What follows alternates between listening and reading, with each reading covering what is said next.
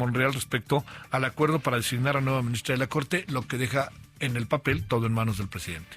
Jorge David Aljovín, consultor y analista político. Doctor, hablemos del tema, qué significa, en qué andamos, en donde todo parece indicar que no hay acuerdo y que el presidente se encargará de decidir como un hecho hasta cierto punto inédito. Adelante, Jorge, muy buenas tardes. Muy buenas tardes, mi querido Javier, y efectivamente, como lo señalas, se cayó el acuerdo amplio y así lo ha anunciado Ricardo Monreal, y este acuerdo de Fosforena pues finalmente no llegó a buen puerto, y finalmente lo que ocurrirá es lo que señala el artículo 96, muy probablemente, que el presidente de la República ejerza esta facultad que tiene en este artículo constitucional y designe directamente dentro de la terna que envió a la próxima ministra de la Corte. Muy probablemente será también Berta Alcalde, y habrá que decir que por qué se cayó el acuerdo, porque de acuerdo a lo que denuncia el señor Dante Delgado, pues se buscó que se integrara en este acuerdo pues la selección de los magistrados de estas magistraturas vacantes de la Sala Superior, y finalmente pues no se logró un acuerdo y todo se cayó, y al parecer pues todo se irá a enero a un periodo extraordinario, pero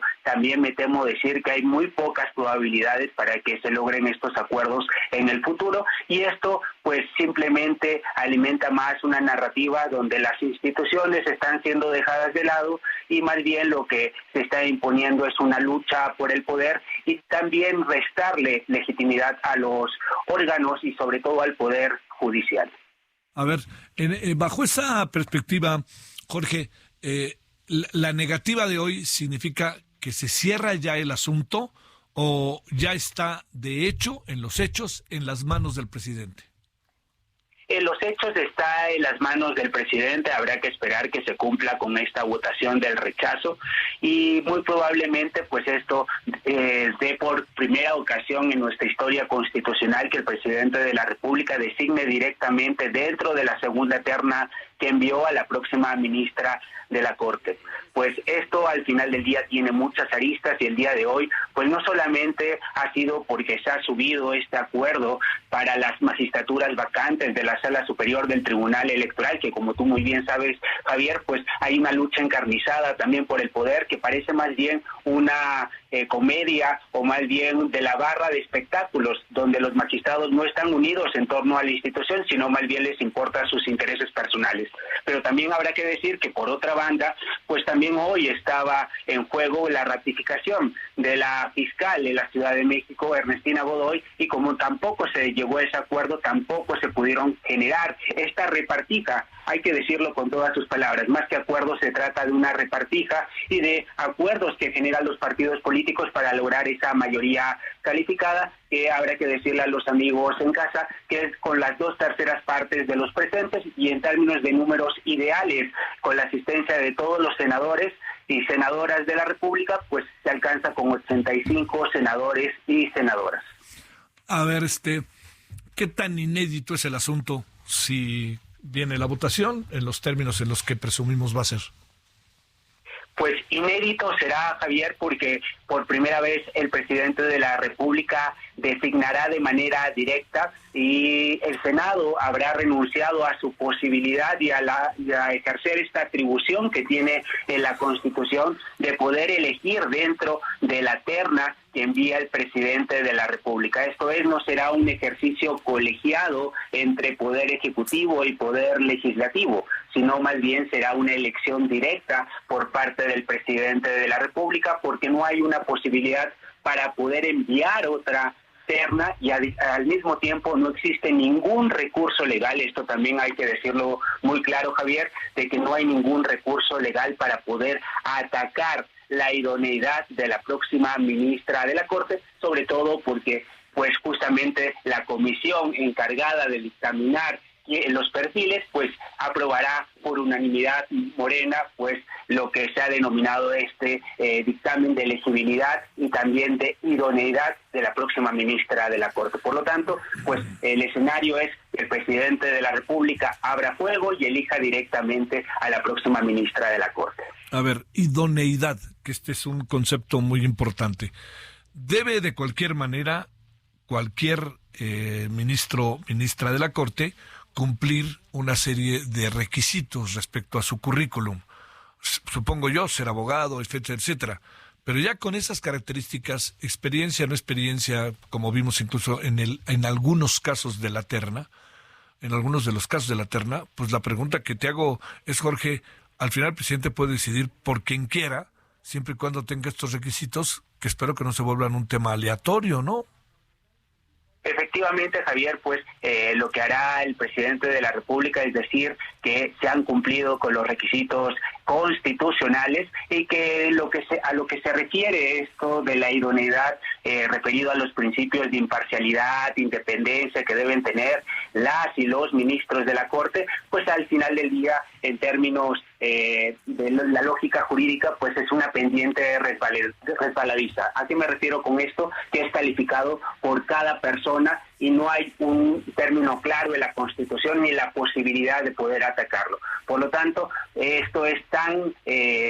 relativo que al final del día es cuando hablas de algo como el modo honesto de vida. Entonces, al final del día es un concepto vacío que al final del día cada quien le da su propia interpretación y lamentablemente pues nuestra Constitución con un resabio presidencialista le da la posibilidad al presidente de la República que ante la falta de acuerdo en el Senado de la República pues se puede elegir por parte del presidente. Y esto nos lleva a una nueva discusión.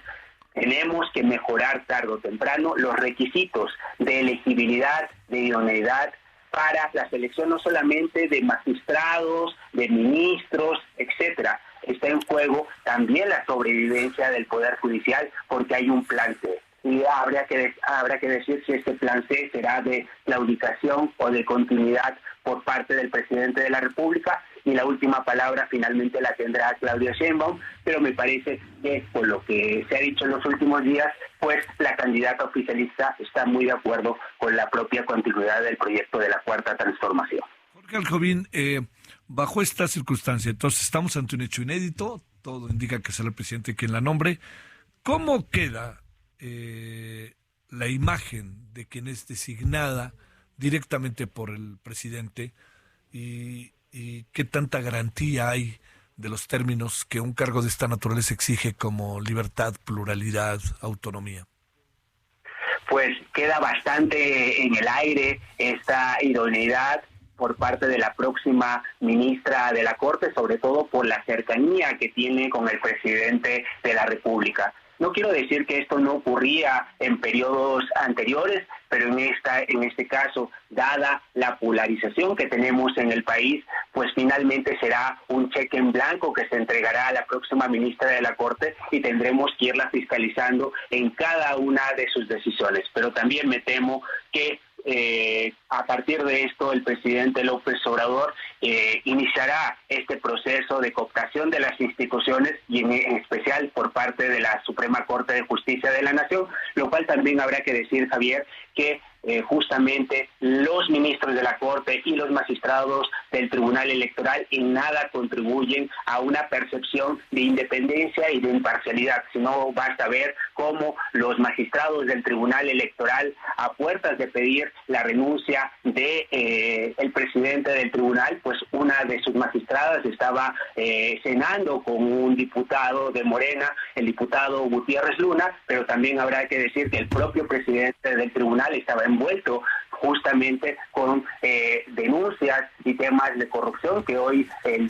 día de hoy, Germán Martínez, el del Grupo Plural, ha denunciado también. Esto es música para los oídos de Palacio Nacional y me parece que el propio Poder Judicial está contribuyendo a minar la confianza que tiene la ciudadanía en ellos, y también habrá que decir, tenemos que cuestionar no solamente los mecanismos de selección, sino las características también de los próximos jueces y juezas constitucionales. Me parece que simplemente tener conocimientos técnicos y una carrera judicial no es suficiente, porque lo que está demandando en la actualidad es que también sepan desactivar problemas de índole política, lo cual está demostrado que no lo han sabido hacer, y pues al final del día pues alimentan esta narrativa del plan C, donde se propone que los ministros y magistrados sean elegidos por el voto popular. Bueno, a ver, un último asunto. se cumple la cuota, están los 11 ministros, esta ministra que llega estará 15 años en el cargo, hay cambios de ministros también ya en el corto plazo, ¿no? En el año que entra. La pregunta es, ¿cómo queda la Corte? Y eso se va a convertir, si nos atenemos a la correlación interna de fuerza, en una serie de discusiones que sería un poco inquietante que pasaran más por lo político que por lo legal, ¿no? Por lo jurídico. Efectivamente, Javier,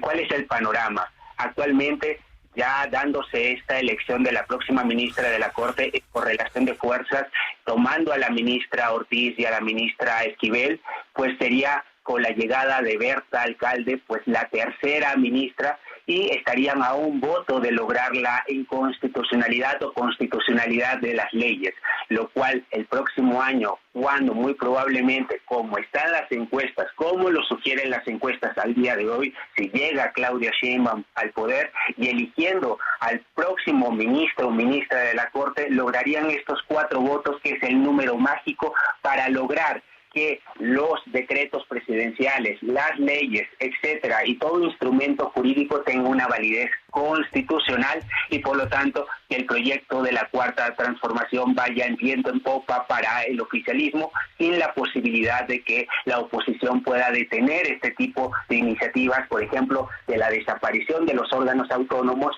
en la Suprema Corte. Por eso tomará real importancia la elección que se tenga en la Cámara de Diputados y en la Cámara de Senadores, porque será la única manera de mantener los equilibrios, porque muy probablemente si se da este camino en el Poder Judicial, pues tendrán los 4 votos el oficialismo para poder dejar todas las leyes que quiera el presidente López Obrador dejar como legado, y también la próxima y probable presidenta hasta el día de hoy, como lo dicen las encuestas, Claudia Sheinbaum. Bueno, ¿cuál hubiera sido la estrategia más, pues quizá más efectiva? No sé cuál palabra utilizar, pero ¿cuál hubiera sido la estrategia que hubiera sido de mayor utilidad, peso, el llegar a un acuerdo con con una de las 3 que, pues como sea, cubrían parte del perfil, o dejar que el presidente se recargara toda la decisión y un poco como poner en evidencia el asunto a la hora de la designación? ¿Cuál hubiera sido la estrategia más, yo te diría, como más indicada en función de lo que estaba pasando? Mira, me parece que como está la situación en el país, me parece que claudicar a la propia posibilidad que tiene el Senado de la República de manera colegiada de elegir a la próxima ministra de la Corte, simplemente lo que se ha hecho es dejar en manos del presidente esta elección, y puede costar muy caro, a pesar de que propiamente los mecanismos constitucionales ponían a los senadores de oposición entre la espada y la pared, pero me parece que simplemente dejar al presidente de la República de que elija y que pueda tomar esta narrativa y el día de mañana decir que los senadores no son capaces ni de ponerse de acuerdo y que él tuvo que ejercer el mandato del pueblo, pues finalmente genera esta posibilidad de que Andrés Manuel López Obrador vuelva a ganar en el debate, más cuando se tiene enfrente en el mes de febrero o marzo, que enviará las reformas constitucionales que hablarán de temas tan importantes como la desaparición de los órganos autónomos, Guardia Nacional y muy probablemente una reforma electoral, que si bien no pasarán por que no tiene la mayoría calificada en Cámara de Diputados y de Senadores, una vez más nos demostrará que Andrés Manuel López Obrador aparecerá en la boleta y muy probablemente la oposición no tenga ninguna oportunidad de poder eclipsar al presidente de la República. Entonces, me parece que el panorama está bastante negro, pues en el sentido de que está nublado para las instituciones, y también lo que se ha demostrado que las personas que integran los órganos colegiados tampoco tienen la altura y no están comprometidos con las instituciones, sino más bien están comprometidos con fuerzas políticas, y esto ya no puede ocurrir, Javier, y por lo tanto requerimos un cambio de diseño constitucional tarde o temprano. Jorge David Aljovín, muchas gracias, doctor, que estuviste con nosotros. Muy buenas noches. Envío un muy fuerte abrazo, mi querido Javier. Gracias, Jorge.